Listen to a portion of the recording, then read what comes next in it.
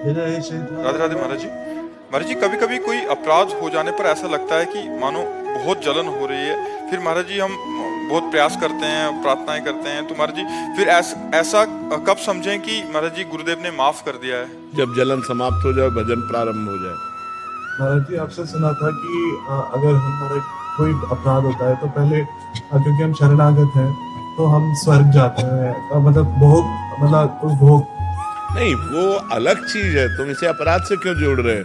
वो भ्रष्ट योगी की बात है जो भगवान के लिए प्रयास किया और किसी वासना के वशीभूत हो करके वो भगवत प्राप्ति नहीं कर पाया, तो अब वो नष्ट भ्रष्ट नहीं होगा, क्योंकि उसने साधना की है, उसने भगवान का भजन किया है, तो वो स्वर्ग लोक जाएगा, पुण्य लोकों में। और जिस भोग की लालसा से वो भ्रष्ट हुआ है, उस भोग की बहुतायत उसको होगी, फिर पुण्यवान श्रीवान कुलवानों के यहाँ जन्म होगा, और फिर उसे भक्ति का जो जहां से उसकी भक्ति रुकी थी उसका प्रादुर्भाव होगा, और वो भजन करके उस शरीर पूरा करते करते भगवत प्राप्ति कर लेगा।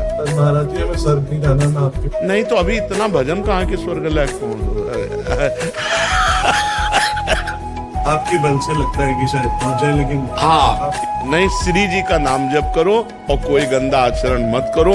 अंदर की जो वासनाएं दुर्वासनाएं मम सदा परिकर्षयन्ति, उनको काटते रहो। मुझे नहीं चाहिए, मुझे जैसे आपने कहा मुझे स्वर्ग नहीं चाहिए, ऐसे नियम लो, मुझे परिस्त्री नहीं चाहिए, मुझे कोई गंदा भोजन नहीं चाहिए, मुझे कोई गंदी आदत नहीं चाहिए, कोई गंदा व्यसन नहीं चाहिए। ऐसी निष्ठा चलो, इसी जन्म में भगवत प्राप्ति हो जाएगी, क्योंकि ये मनुष्य जन्म भगवत प्राप्ति के लिए पूर्ण है। इसमें किसी के अब सहयोग या कृपा की जरूरत नहीं, बस हम निरंतर नाम जप करें, सब ठीक हो जाएगा, सब ठीक हो जाएगा।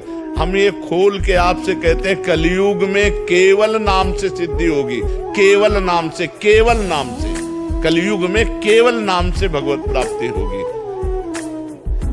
आस्तंभ पर्यंतम सर्वम मायामयम जगत, सत्यम सत्यम पुनः सत्यम हरिर नामयो केवलम, कलौ नास्तेव नास्तेव नास्तेव गति अन्यथा, कोई अन्यथा गति नहीं, केवल भगवान नाम। कलयुग केवल नाम आधारा, सुमिर सुमिर नर उतरै पार। खूब नाम जप करो।